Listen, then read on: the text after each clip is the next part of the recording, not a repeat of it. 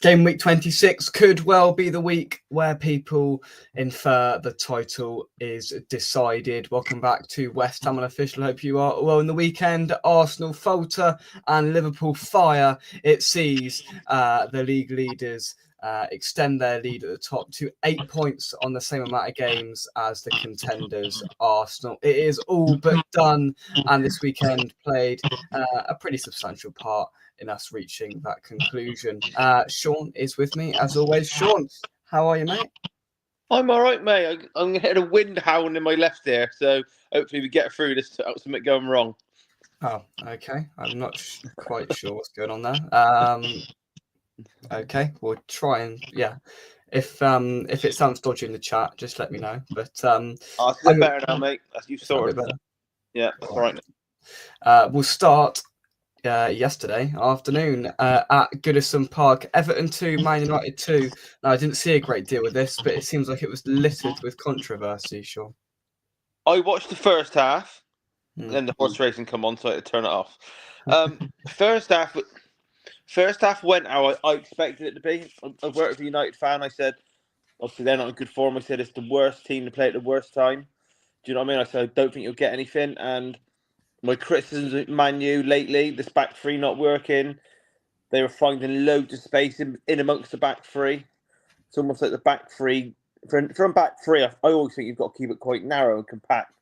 They seem to keep it really wide apart. You've got Maguire in the middle on his own. Everton were first to most of the balls to deserve 2-goal lead. I didn't actually see the comeback, to be honest. I didn't see that. And it was only the only other news in that is obviously the penalty in injury time. I'm sure you've seen that. We've seen that the talking point of games always seems to be decisions lately. Again, it's one of those decisions where I think you might have had one in your game once this season. Do you know where they say, I think it was an arm pull, and this guy was sustained arm pull for longer than a few seconds. Yeah. A few shirt pulls. You sort of spot these things most seasons. You don't get told in the press. Refs have been told to be more lenient on this or stricter on this. You kind of notice a little switch up in the season, and it reminded me of a few where it was a shirt pull. I'm surprised it got overturned once he gave the pen. If it was the other way around, I can understand why he might not have given it, but to go to the hassle of overturning it about 3 minutes. But then it just took me back to the thing where we have seen a few like shirt pulls, and they don't get given off in this season. Like I don't think it was a West Ham game where they sort of grabbed someone's hand and pulled it back as they're going through. We've seen that, and they weren't given, and the sustained more than like 3 seconds or something daft was. So when I look at it like that, I wasn't surprised it's not given, but I think United definitely got away with one. The fact that it was given and then overturned, once it was given, I thought that's enough to let it just stand. So I think it was quite a fortunate point for United, but I suppose that they'll take some satisfaction when they come back from 2-0 down on it. But Everton are doing what we expected. They got a little bit more energy under Moyes. They moved the ball a little bit quicker. I think that, I don't know if that surprised you or not, because I think towards the end your football was quite slow, if I remember rightly. Yeah.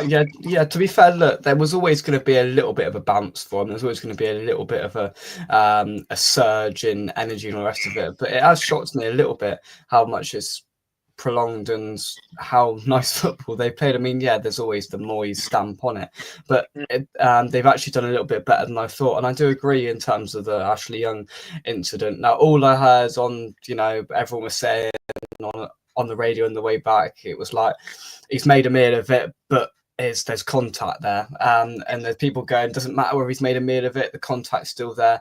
I didn't actually know that it was given a penalty to start with, then overturned. That shocks me actually, because they've made a sort of big deal about letting the ref the game and raising the threshold and the bar of how they're getting involved and all the rest of it.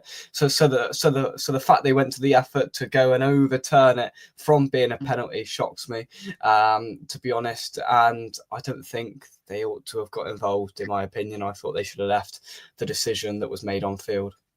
Yeah, you say Young made a meal of it. The thing is, if you don't go down to the floor on a shirt pull, they probably don't get given anyway. You've got to do something. On the Moyes, one thing I will say, the striker's Beto, is it? They got up front? Beto, yeah.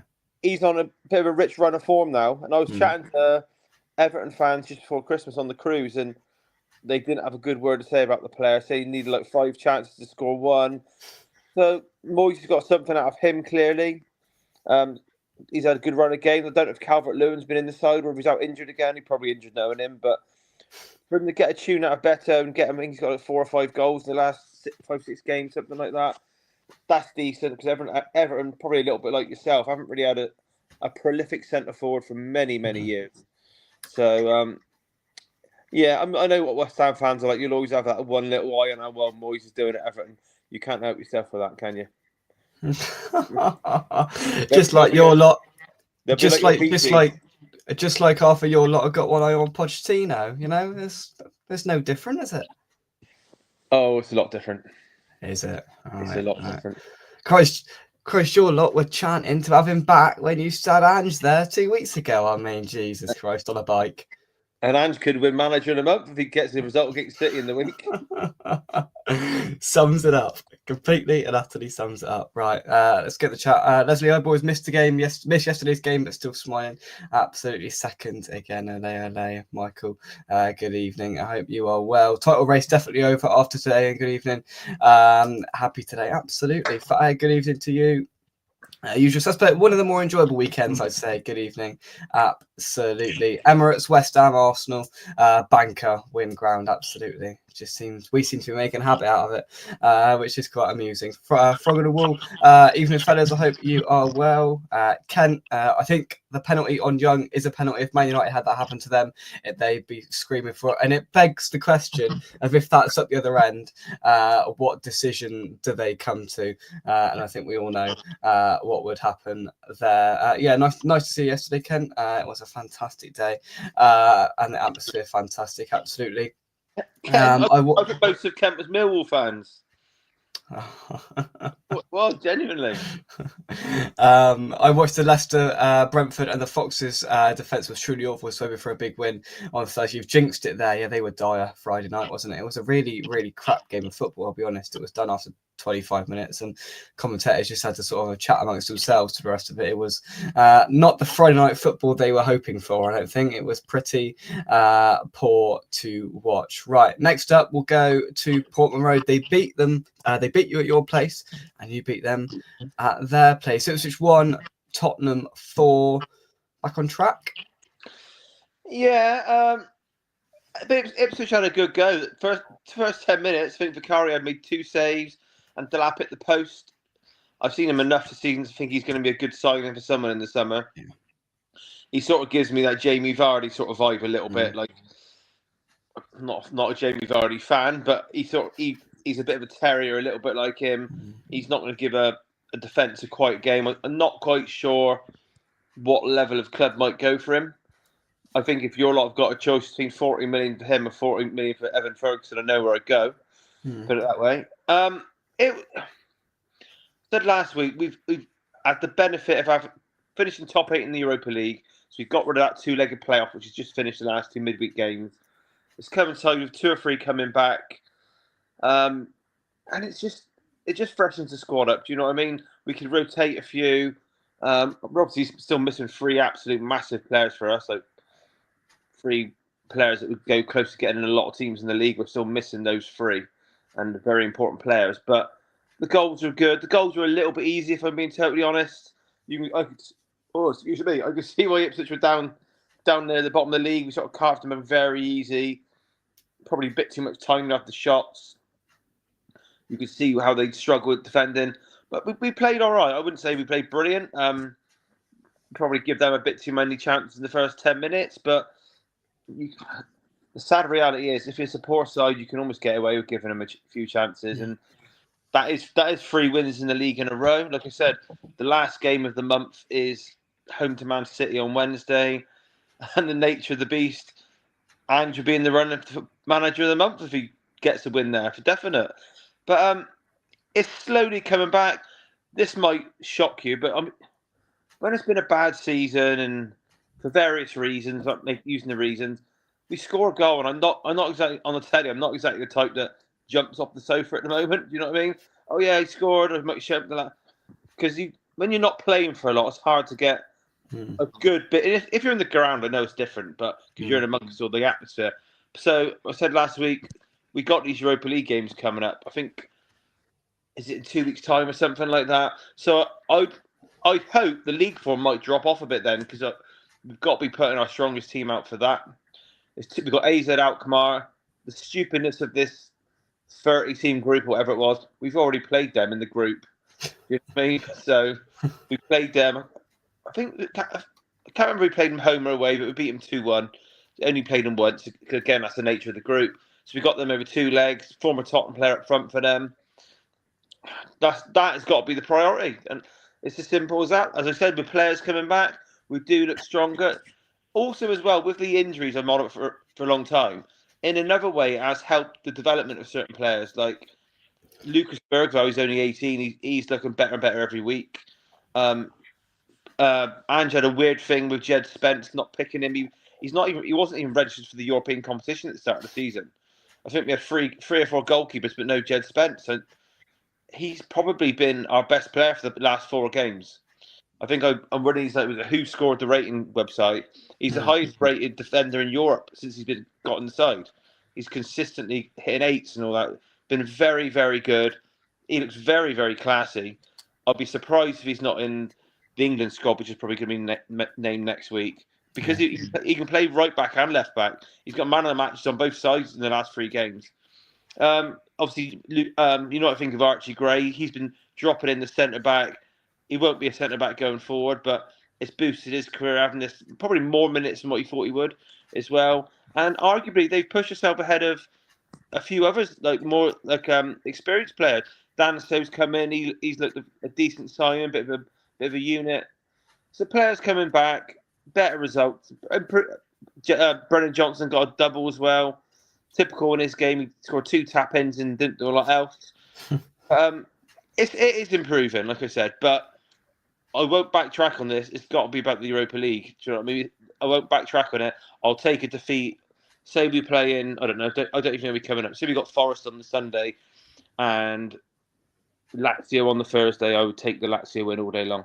Oh yeah, absolutely. It'd be silly not to. Yeah, and that obviously becomes the priority. And players started to come back. You're never going to be down 14th, 15th for long. There's an obscene amount of injuries, and them slowly starting to come back is going to help Tottenham. And a result like this indicates that. We will go to the Emirates next. Arsenal 0, West Ham 1. Now, we're not going to do on this for too long because I'm going live with a few of the lads at 8 o'clock to have a little reflection on this on a wider scale. But just quickly, one thing I will say is I was actually quite shocked how poor Arsenal were. I was really, really shocked. I know they're without players, they're without attacking players, but they didn't have a clue, right? And you know what? I turned to somebody at half time and I went, that's the title contenders in the league this year, which just about sums up how awful the Premier League is this year, because they were rubbish, right? Absolute rubbish. There was no direction with what they were doing. There was no identity. It was just really bemusing to watch. They weren't direct. They weren't getting the ball in the box,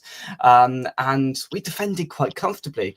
Now look, everyone knows how poor we've been defensively this season, but we defended quite comfortably, and of course it got a bit nervy at the end. A 1-0 scoreline's perilous, but I never thought, Christ, we're going to concede here. They were really, really pedestrian. Thought Scarles, excellent, 19 years old.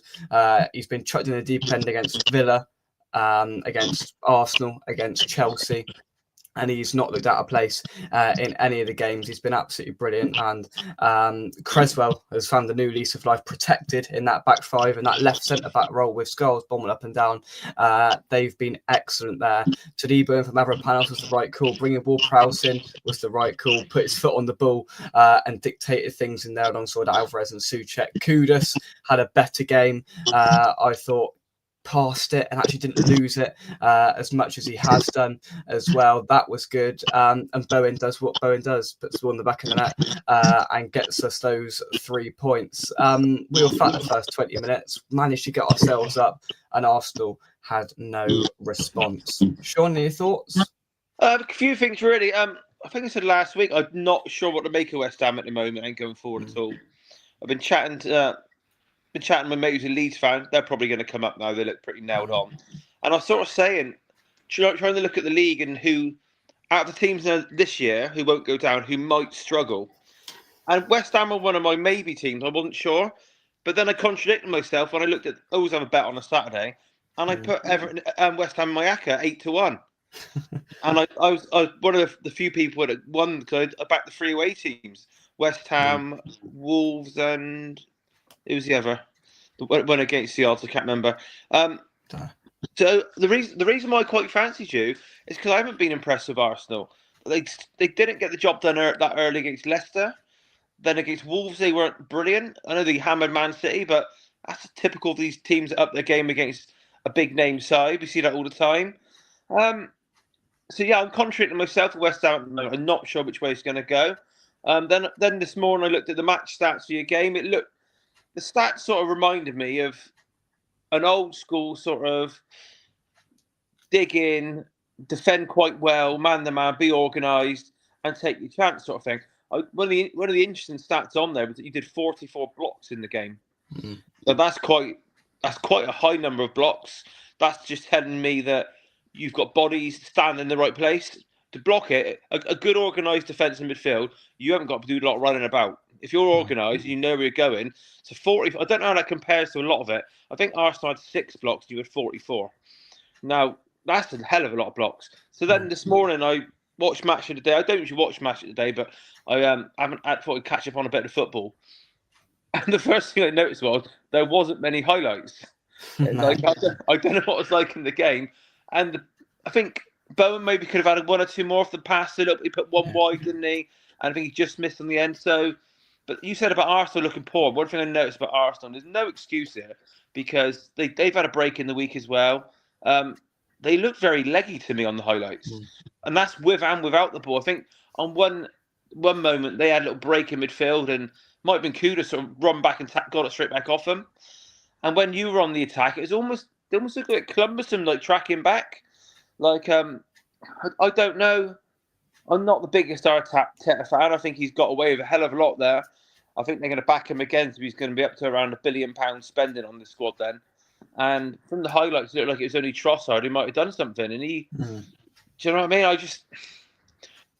You know what I thought about this league all season, and I don't know if we're going to do the Liverpool game after this one, but they've been the best side, Liverpool, without often being brilliant. They were good in patches today.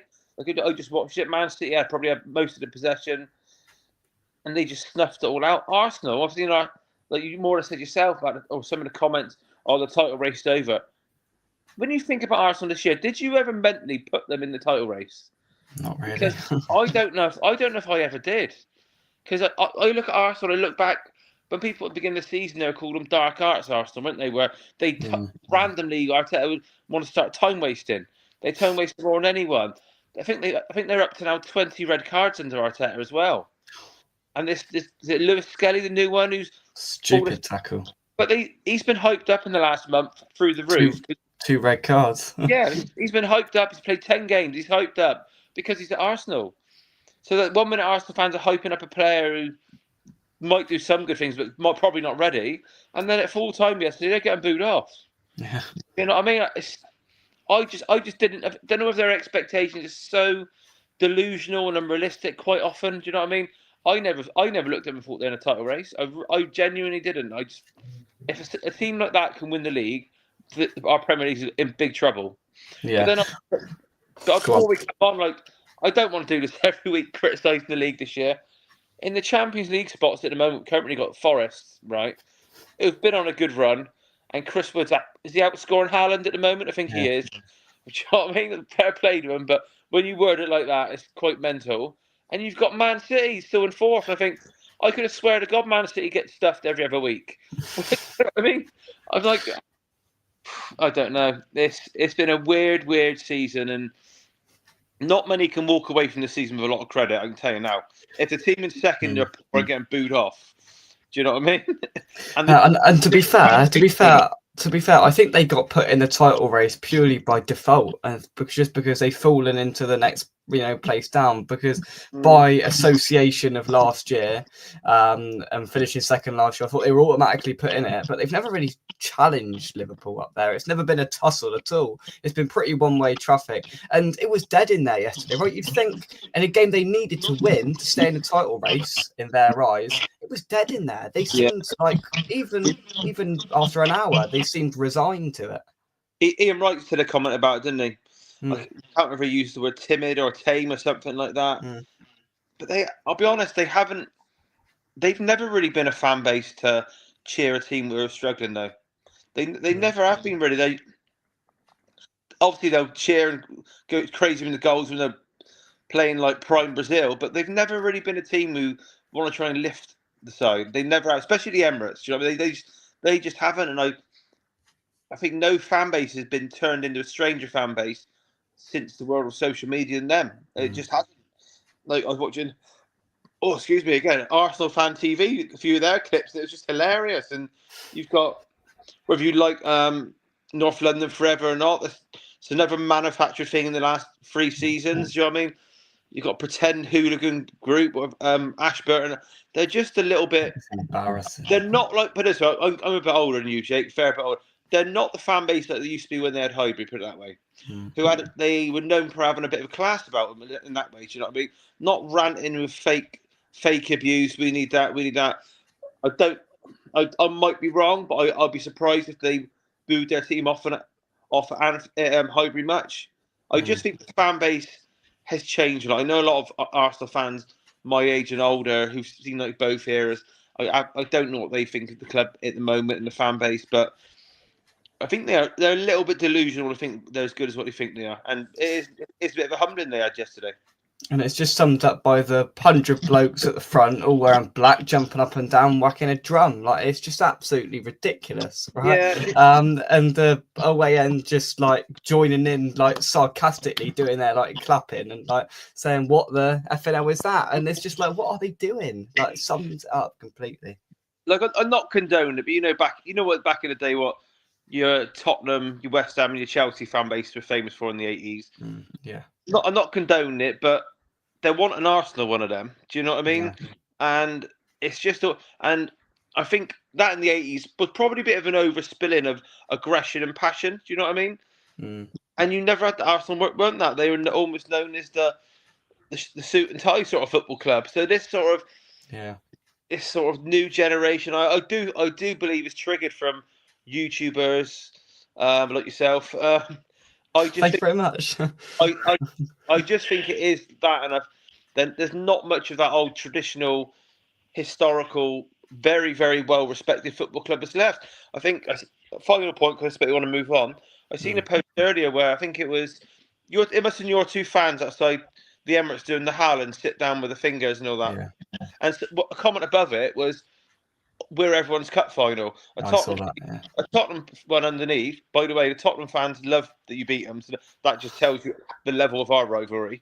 The Tottenham comment underneath, I think it was Jersey Spurs put on there. No, just every club in the country just finds you repulsive. They want to beat you. Yeah, I mean, and that's just because of this modern fan base. They think it's big and clever, but everyone just thinks, what a bunch of idiots. And it is though. Like, I got good mates that are Arsenal fans, and they're not like that. It's almost like a manufactured sort of pretend. I don't even believe it's all real. Do you know what I mean? When the Arsenal fan TV come out, I know a couple of them have been booted off it now. The rage and all that when they like decisions and the anger. I don't know. I know people get passionate, but I've never seen anyone doing any of that sort of stuff in real life. I mean, you can be annoyed, but so yeah, back to the football. I actually saw those 2 fellas sit down and do that thing. I thought that was hilarious, and then I saw the picture on Twitter afterwards. But I was leaving the ground thinking, Christ, there's West Ham fans be everywhere jumping around, having a party outside, and this might cause some trouble. But then you think, hang on, no, we're at Arsenal, they don't cause trouble. If that had been at Chelsea, there'd have been punch-ups galore, right? But they all just like walked past, like with their Arsenal shirt, they all just walked past and went home like that, and it was just really weird. But anyway, we will move on. Final game. Newcastle 4, Nottingham Forest 3. What a mad game, Sean. Missed it, mate. Believe it or not, I can hear the rain lashing here.